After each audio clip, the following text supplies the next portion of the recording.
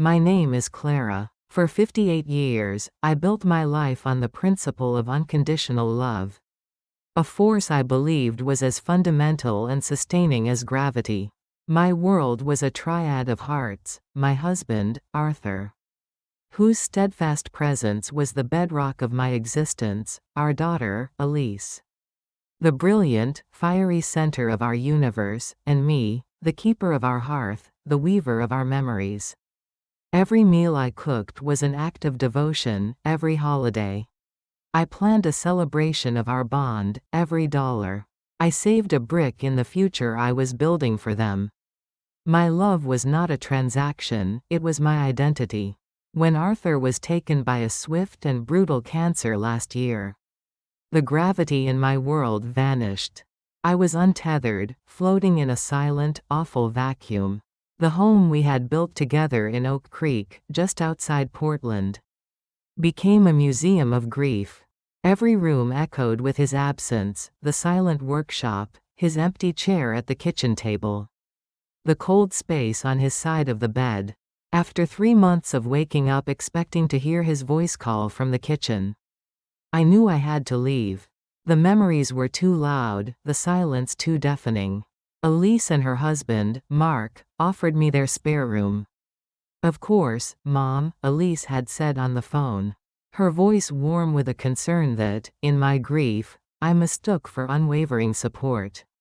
"You shouldn't be alone. Come stay with us. For as long as you need."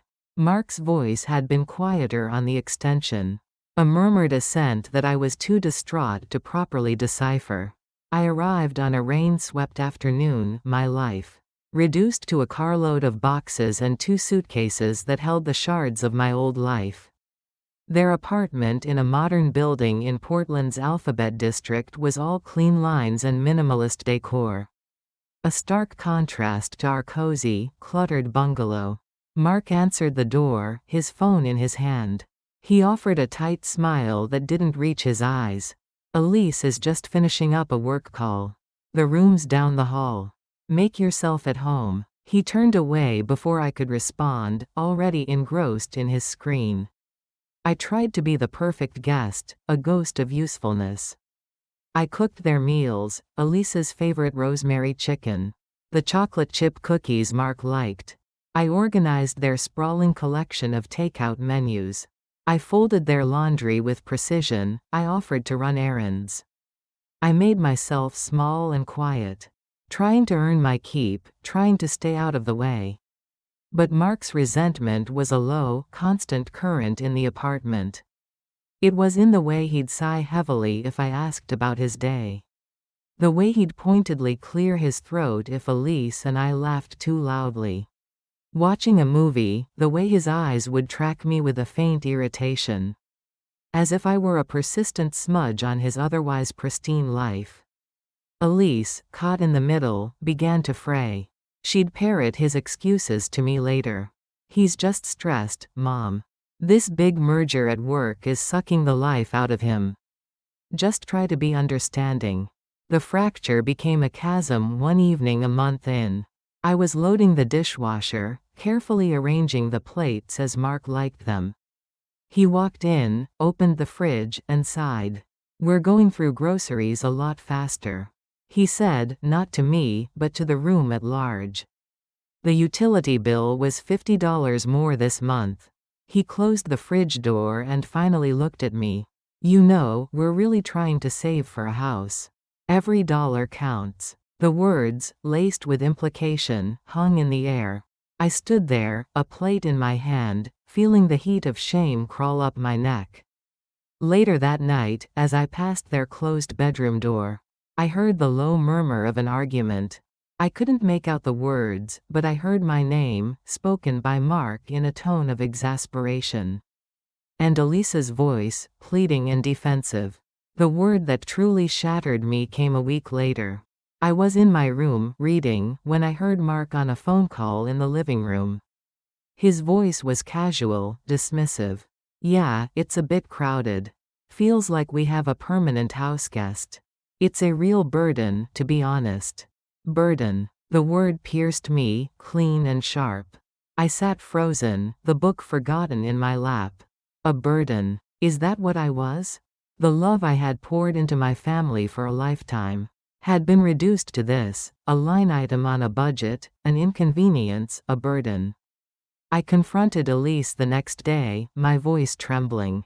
Elise, does he want me to leave? She wouldn't meet my eyes. Mom, don't be silly. He's under a lot of pressure. Just give him space, okay? Don't make waves. Don't make waves. The message was clear, his comfort trumped my need for sanctuary. My grief was an inconvenience to be managed. So I swallowed my shame and made myself smaller, quieter, less burdensome. The tension coiled tighter, a spring waiting to be released. It finally snapped on a cold Tuesday evening. I had made a pot of beef bourguignon, a recipe that had always brought comfort. The table was set. Elise was scrolling through her phone, her brow furrowed. Mark was sipping a craft beer, his gaze distant. The silence was thick enough to chew. Mark set his bottle down with a sharp thud. "We need to talk about the living situation," he said, his voice cold and flat. I looked up, my fork poised in midair. The living situation? This. He gestured vaguely at me, encompassing my entire presence. It's not working. We're a young couple. We need our space. We didn't sign up to support another household indefinitely. The air left my lungs. My heart began a frantic, terrified drum against my ribs. I turned to Elise, my eyes wide, pleading. My daughter. My child. Say something. Defend me. Defend us. Elise stared at her phone, as if the secrets of the universe were scrolling across its screen. She wouldn't look at me. Her knuckles were white where she gripped the device. Elise? My voice was a thin, reedy whisper. She flinched. Mom, she began, her voice barely audible. She took a shaky breath and finally looked at Mark, not at me. Seeking his permission, his cue.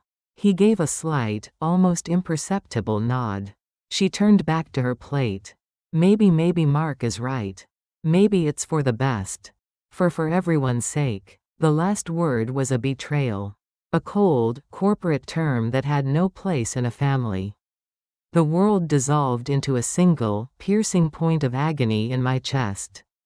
I didn't speak. I didn't cry. I didn't argue. The foundation of my life had not just cracked, it had vaporized.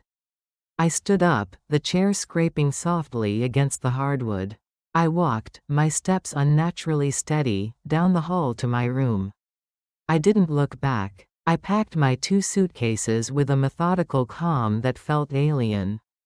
This sweater Arthur bought me. This photo of Elise winning the science fair. This book of poetry my mother had given me. The tears didn't come. They were frozen somewhere deep inside. I zipped the bags closed. They contained all that was left of Clara.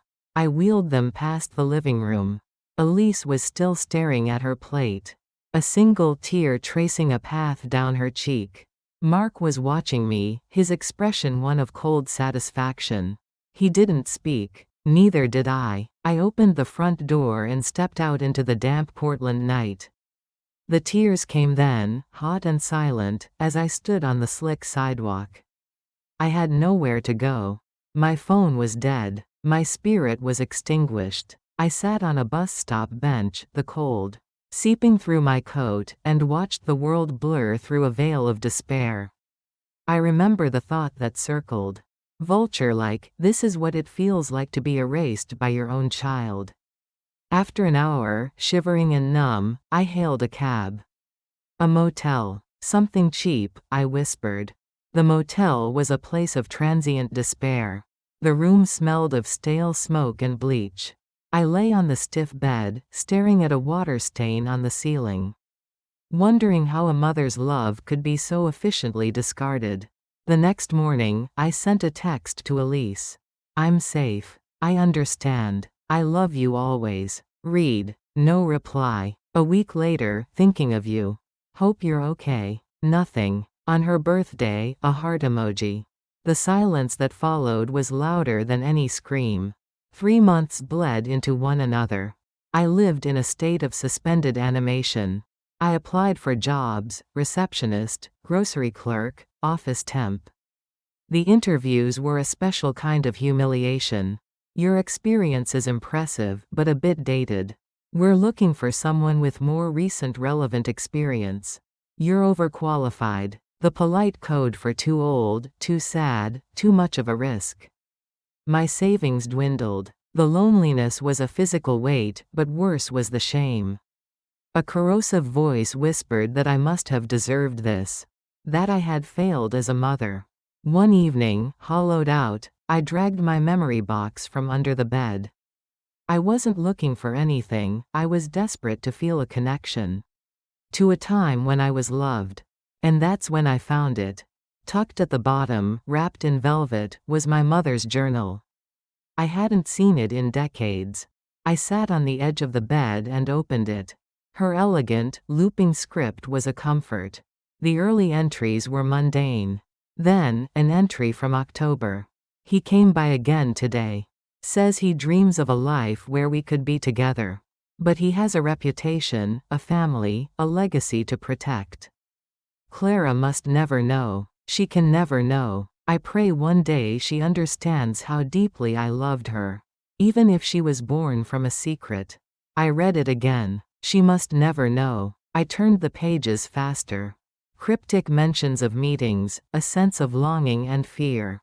She never used his full name, only initials.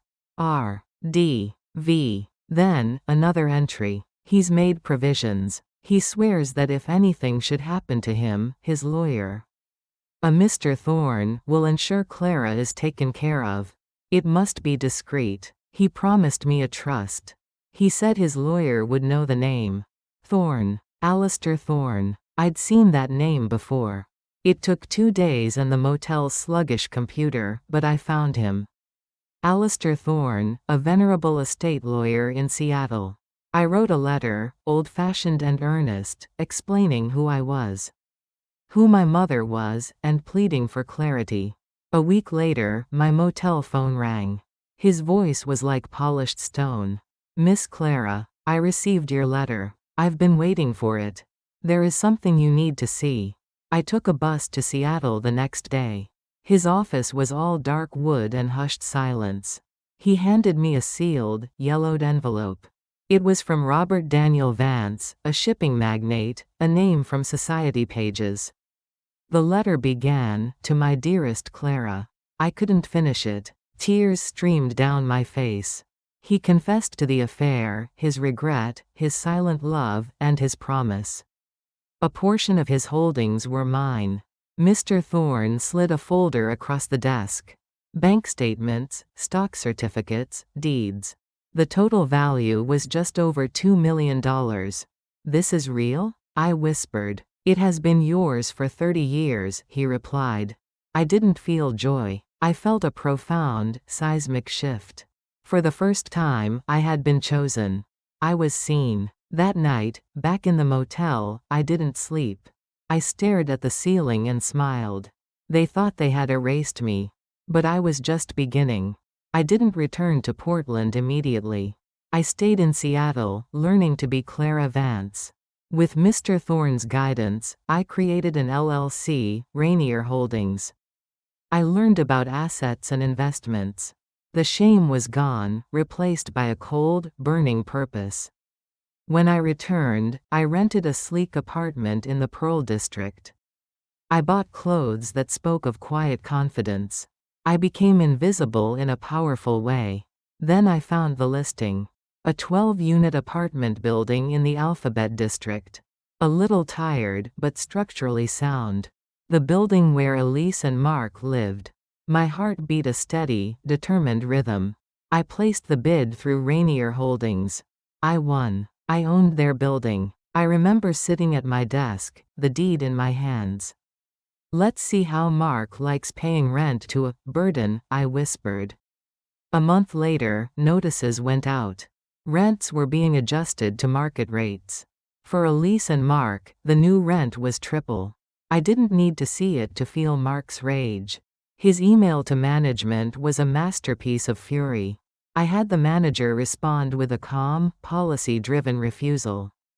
Elise called. It was the first time in months. I let it go to voicemail. Mom, something crazy is happening. Our rent just skyrocketed. Mark as well, he's losing it. Can we talk? I didn't respond. This was about gravity. They needed to feel the weight of their choice. Mark's emails became more unhinged, threatening legal action. Elise's calls became more desperate. Mom, please, he's talking about lawyers. We can't afford this. Still, I remained silent. I authorized renovations, new landscaping, repainted hallways. A security system, funded by the increased revenue. The other tenants were delighted. The irony was exquisite. A notice for mandatory unit inspections was the final straw. Mark's response was scorching. I allowed myself a smile. He was unraveling beautifully. Then, the knock on my door. It was late. Rain sheeted down outside. I opened it. Elise stood there, soaked, looking like a ghost of herself. Her eyes were red and hollow. He's not who I thought he was, she blurted out. I stepped aside. I made tea. She sat on the edge of the sofa, clutching the mug. He thinks someone is targeting us. He's been through my phone, my emails. He asked me if I was hiding something. If you were. Her voice trembled. I told him I hadn't spoken to you. That was a lie. I remained silent. I found your building on a security notice.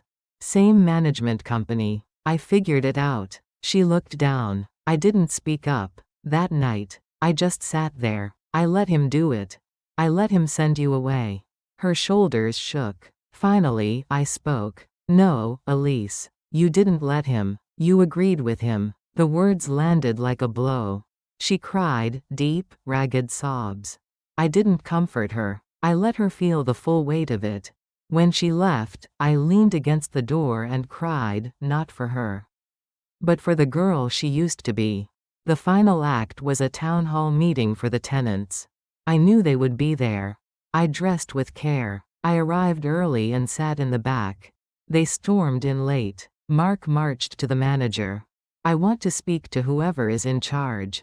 Now. The meeting commenced. Then the manager paused. The principal of Rainier Holdings is here tonight. I stood up. Every head turned. I walked to the front. I could feel Mark's gaze burning into me, first with confusion, then with dawning, horrific comprehension. Elise's face was a mask of stunned disbelief. Good evening. My name is Clara Vance. I own this building. The silence was absolute. Mark shot to his feet. You? This is harassment. This is a vendetta. It's business, Mark, I replied, my voice cool. Your lease is the same as everyone else's. You bought this place to destroy us. He shrieked. I bought an investment property, I corrected. The only thing I did differently was to stop forgetting how you treated me. Elise found her voice. Mom, why? I turned to her, my voice softening with sadness. So you would finally see him. And so you would finally see you.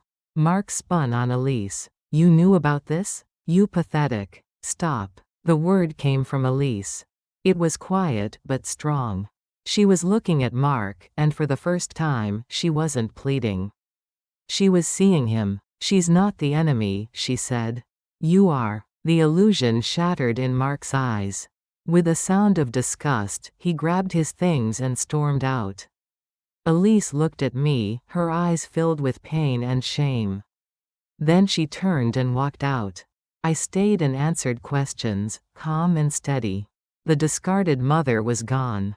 A week later, Elise showed up at my door. She was holding my mother's journal. You left this, she said softly. I found it. I read it. She handed it to me. I didn't know about any of it. I didn't either, I replied. Not until I had to. Why didn't you tell me? Would you have believed the helpless woman you evicted? Or would you have thought I'd gone mad? She had no answer. I've left him, she said finally. He was going through my things. I told him it was over. I changed the locks. He's gone. We sat in silence for a long time. It was no longer a wall, but a space. Before she left, she paused at the door. "You didn't raise me to be weak," she said. "I just forgot how strong you were." I smiled softly. "No, you didn't forget. You just stopped looking." And now, she was starting to see. The silence that settled after Elise left was different from the silence that had plagued me for months. That had been an empty, hollow silence, filled with the echoes of my own grief and the crushing weight of abandonment. This new silence was spacious. It was a silence that held the echo of a painful truth, finally spoken, of a door cracking open after being slammed shut. It was the silence of aftermath. I didn't move for a long time. I stood in the center of my living room, in the apartment that was my armor and my sanctuary. And I let the reality of what had just happened wash over me. My daughter had seen me. Not the diminished, burdensome mother she had voted off the island, but the woman I had been forced to become. She had looked the truth in the eye, and for a moment, she hadn't flinched. But a moment was not a lifetime. A moment of clarity in the storm of her marriage did not mean the storm was over. I knew Mark. His ego was his most prized possession, and it had just been publicly flayed. He would not slink away quietly. A man who could look a grieving widow in the eye and call her a burden was a man capable of profound pettiness and cruelty. The first salvo came not from Mark directly, but through the channels he thought he could control. 2 days after Elisa's visit, my property manager, Brenda, forwarded me an email from a lawyer representing the harmed party in Unit 4B. It was filled with legalese, accusing Rainier Holdings of targeted harassment, constructive eviction, and breach of quiet enjoyment. It threatened a lawsuit that would uncover the malicious intent behind this fraudulent scheme. I read it with a cold detachment. It was all bluster, a scare tactic. They had no case, and any competent lawyer would have told them so. But it revealed their strategy. They weren't trying to win in court. They were trying to intimidate me into backing down. They were still operating under the assumption that I was the same easily cowed woman who had packed her bags and left without a fight. I drafted a response for Brenda to send, cool and professional, stating that the rent was well within market rates for the newly improved building, that all tenants were treated equally per their lease agreements, and that any further communication should be directed through official channels. I ended it with, "We are confident any court would find our actions lawful and appropriate." The response was a tirade of abuse, this time from Mark's personal email, sent directly to the management company's general inbox, bypassing all professionalism. "You think you're clever? Hiding behind your LLC? I know it's you, Clara. I'll find out how you pulled this off. I'll dig until I find the dirt. Everyone has secrets." He was getting warmer, and he was getting desperate. The thought sent a cold thrill down my spine, not of fear, but of anticipation. Let him dig. Let him waste his energy chasing shadows. Mr. Thorne and I had built a fortress of legal and financial privacy. The more Mark thrashed against it, the more he would exhaust himself. Meanwhile, Elise began a tentative, fragile dance of reconnection. She didn't call. She texted. Small, hesitant messages that felt like a child testing the temperature of a pool with their toe. "The new gardenias by the entrance are beautiful. I got a promotion at work. Senior analyst. I think I'm going to paint my room a light sage green." I responded simply, neutrally. "Thank you. The landscaper did a wonderful job. Congratulations. That's wonderful news. Green is a peaceful color." I was not going to make this easy for her. Easy forgiveness was what had led us here. She needed to understand that trust wasn't a switch to be flipped back on. It was a bridge that had been burned, and rebuilding. It would require her to bring the lumber, nail by nail, board by board. My silence was the chasm she had to cross. A week later, she showed up at my door again, unannounced. She held a small, flat package wrapped in brown paper. I brought you this," she said, thrusting it towards me. It's not an apology. Not enough of one, anyway." I unwrapped it. It was a framed print of a photograph I hadn't seen in years. It was me and Arthur, years ago, on a hiking trail in the Columbia Gorge. We were looking at each other, laughing, caught in a moment of pure, unguarded joy. Elise must have taken it. She'd been about 12, trailing behind us, rolling her eyes at her silly, loved-up parents. My breath caught. This wasn't a peace offering, it was a weapon of mass emotion. It targeted the core of my grief, of my identity before all of this. I looked from the photo to her face. Her eyes were shining with unshed tears. "I found it when I was packing up some of his stuff," she said, her voice thick. "I forgot I even took it. You guys, you were so happy." "We were," I said, my own voice husky. I held the photo, this precious, painful artifact from a lost world. "Thank you, Elise. This means a great deal." We stood there for a moment in the doorway, the ghost of Arthur between us. It was the first genuine, uncomplicated moment we'd shared since before his death. "Can I come in?" she asked softly. I nodded and stepped aside. She didn't stay long. We didn't talk about Mark or the building or the money. We talked about Arthur. She told me a story about him teaching her to change a tire, getting grease all over his shirt and swearing creatively when he pinched his finger. I told her about the time he tried to make me a birthday cake from scratch, and accidentally used salt instead of sugar. We laughed, and for a few minutes, the weight lifted. As she was leaving, she turned back. "He'd be so angry, Mom." At me. At what I let happen. I looked at her, at my daughter, who was finally beginning to grieve. Not just her father, but the person she had been when he was alive. He would have understood that people make mistakes when they're lost, I said carefully. But he would have expected you to find your way back. She nodded, a single tear escaping and tracing a path down her cheek. She didn't wipe it away. "I'm trying." That was the crack I'd been waiting for. Not an excuse, not a deflection. An admission. It was a start. The calm was shattered 48 hours later. Brenda called me, her usually unflappable voice tense. "Clara, we have a problem. There was an incident at the property last night. A rock was thrown through the front window of the management office. Nothing was taken, but there was a message." My blood went cold. "What kind of message?" She emailed me a photo. The rock was sitting on the floor amidst the shattered glass. Taped to it was a crumpled piece of paper. Scrawled on it in angry, black marker were the words, "Stop hiding." There was no doubt in my mind who was behind it.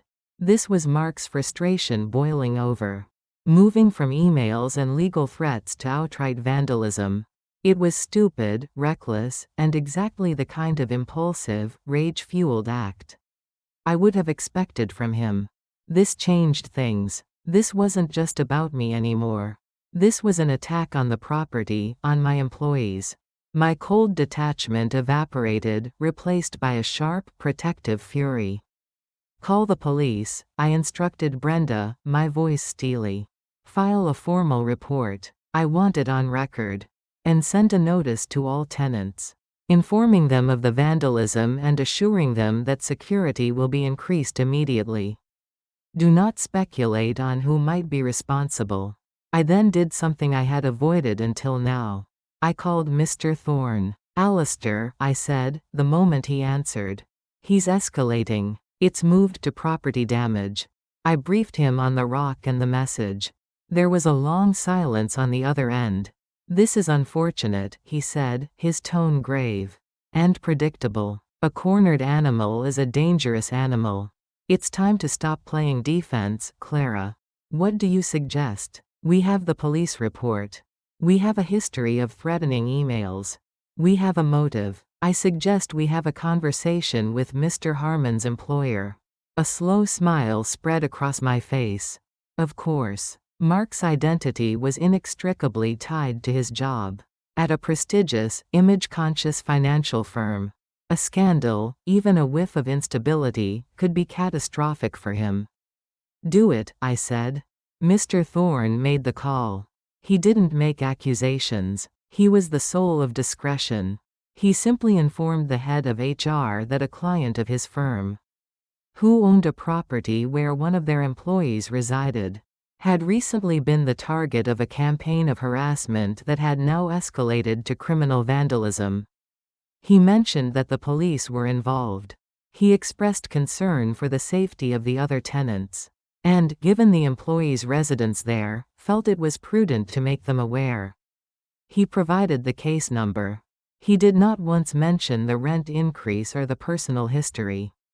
He was a stone dropping into a still pond, and I knew the ripples would reach Mark's desk before the end of the day. The effect was immediate and profound. That evening, my intercom buzzed. It was Elise. Her voice was frantic. "Mom? Mom, you need to let me up. Now. It's an emergency." My first thought was that Mark had hurt her. A bolt of fear shot through me. I hit the door release. She burst into my apartment a minute later. Her face pale, her eyes wide with panic. But she wasn't hurt. She was holding her phone like it was a live wire. "What did you do?" she demanded, her voice shaking. "Elise, calm down. What's happened?" "Mark. He just got a call from his boss. He's been put on administrative leave. Pending an internal review. They said something about a police investigation and harassment. He's completely lost it. He's screaming that you're trying to destroy his career." "What did you do?" I looked at her, at the raw fear on her face. And I felt a pang of, not guilt, but a profound weariness. This was the ugliness I had wanted to avoid. This was the collateral damage. "I protected my property and my employees," I said, my voice level. "Someone threw a rock through the management office window last night. With a threatening message. I filed a police report. My lawyer informed his employer as a matter of prudence. Given that the prime suspect lives in the building. That's all." "The prime suspect?" she whispered, the color draining from her face. "You think Mark did it?" "Who else, Elise?" I asked softly. "Who else has been sending threatening emails? Who else has a motive? Who else is that unhinged?" The truth of it hit her. She sank onto my sofa, her phone clattering to the floor. "Oh my God," she breathed. "He's going to self-destruct. He's going to take everything down with him." "Not everything," I said, sitting beside her. "Not you. Unless you let him." She looked at me, her eyes filled with a terror I recognized. It was the fear of being alone, of the unknown. It was the fear that had kept her silent at that dinner table. "He's not the man I married," she said, the words a hollow confession. "That man was ambitious, maybe a little arrogant, but he wasn't cruel. This merger, the pressure, it changed him. Or maybe it just showed me who he really was all along." "People reveal themselves under pressure, Elise," I said. "You did. So did I." She was silent for a long time, just breathing, trying to steady herself. Then she looked at me, and for the first time, there was no plea in her eyes. There was a dawning, grim resolve. "I need to see a lawyer," she said. "A real one. For me." It was the sentence I had been waiting to hear for months. It wasn't about leaving him, it was about protecting herself. It was the first truly adult decision she had made in this entire mess. "I can give you the name of Mr. Thorne's firm," I offered. "They have an excellent family law division." "Discreet." She nodded, picking up her phone. Okay. She stood up, looking shaky but determined. "I should go. He'll be wondering where I am." "Elise," I said, stopping her at the door. "Be careful." She gave me a weak, shaky smile. "I'm your daughter, aren't I? I'm starting to remember what that means." After she left, the apartment felt different. The battle lines had been redrawn. It was no longer Clara versus Mark and Elise. It was Clara and Elise, separately but in parallel, versus the toxicity that had invaded their lives. We were not yet allies, but we were no longer adversaries. The following week was a study in quiet escalation. Mark, now on leave with his career hanging by a thread, became a ghost in the building. Tenants reported seeing him pacing the parking lot at all hours, muttering to himself. He sent a flurry of increasingly deranged emails to the management company, to the police, even to the city housing authority, accusing me of everything from money laundering to running a prostitution ring. Each email was meticulously logged and added to the file Mr. Thorne was building. Elise, with the guidance of her new lawyer, began the slow, painful process of separating her life from his. She moved her important documents to a safety deposit box. She opened a separate bank account. She stayed with a friend from work for a few nights, telling Mark she needed space. I knew the final explosion was coming. A man like Mark couldn't tolerate this kind of perceived defeat. His identity was crumbling, and he would need to lash out one last time. It happened on a rainy Thursday afternoon. Brenda called me, her voice tight with alarm. "Clara, he's here. Mark. He's in the lobby. He's demanding to see the owner. He's not stable. I've called the police." "I'm on my way," I said, my heart hammering, but not with fear. With a strange, cold finality. I drove the short distance, my hands steady on the wheel. When I arrived, 2 police cruisers were already outside. I could hear the raised voice from the lobby. "I know she's behind this. I know it. You tell that bitch to come down here and face me." I walked through the glass doors. Mark was standing in the middle of the lobby, red-faced, his hair disheveled, gesticulating wildly at a stoic police officer. Brenda was behind the reception desk, pale but calm. And standing off to the side, her face a mask of anguish and embarrassment, was Elise. Mark saw me the moment I entered. His eyes bulged with pure, undiluted hatred. He took a step toward me, but the officer moved to block him. "You," he spat, the word venomous. "You think you've won? You think you can destroy my life and just walk away? I'll ruin you. I'll tell everyone. I'll go to the press. I'll tell them all about your whore mother and your filthy secret money." The lobby fell silent. The other officer had his hand on his taser. Elise had her hands over her mouth. I stopped a few feet away, perfectly calm. I looked at him, this pathetic, raging man who had once held so much power over my happiness. "Tell them whatever you like. Mark," I said, my voice clear and carrying in the tense space. "The truth is a matter of public record, as are your threats, your emails, and your act of vandalism. The only story here is yours." He stared at me, his chest heaving. He had nothing left. No threats, no bluster. I had taken it all away. The fight seemed to drain out of him all at once, leaving behind a hollowed-out shell of a man. His shoulders slumped. He looked from me to Elise, who refused to meet his gaze, and then to the impatient police officers. "Sir, we're going to need you to come with us," one of the officers said, taking him gently by the arm. "We'd like to ask you a few questions about the broken window." Mark didn't resist. He allowed himself to be led away, a broken man. He didn't look back. The lobby emptied, leaving just me and Elise standing in the sudden quiet. The rain pattered softly against the windows. She looked at me, her eyes full of a complex storm of emotions. Shame, relief, horror, and a dawning respect. "It's over," she whispered. "For him, it is," I said. "For you, it's just beginning." She nodded, wiping a tear from her cheek. "I know." She took a deep, shuddering breath. "My lawyer is drawing up the papers. He's being served tomorrow." I didn't hug her. I didn't tell her it would be okay.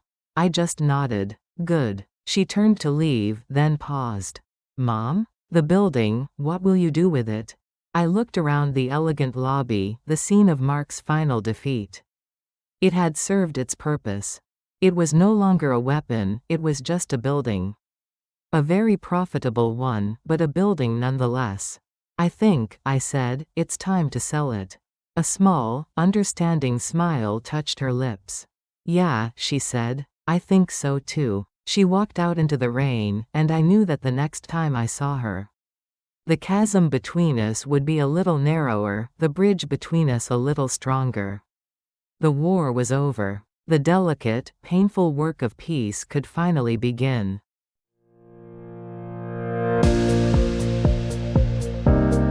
Thank you for watching, for listening, and for sharing this time with me. Stories like this remind us of the love that binds us, the losses that shape us, and the incredible resilience that carries us through. If you enjoyed this journey, please don't forget to hit that subscribe button, so you don't miss the next story. And I'd love to hear from you. Share your own memories, family stories, or thoughts in the comments below. Who knows, maybe your story could inspire the next video. Until next time, take care, and keep cherishing the chapters of your life.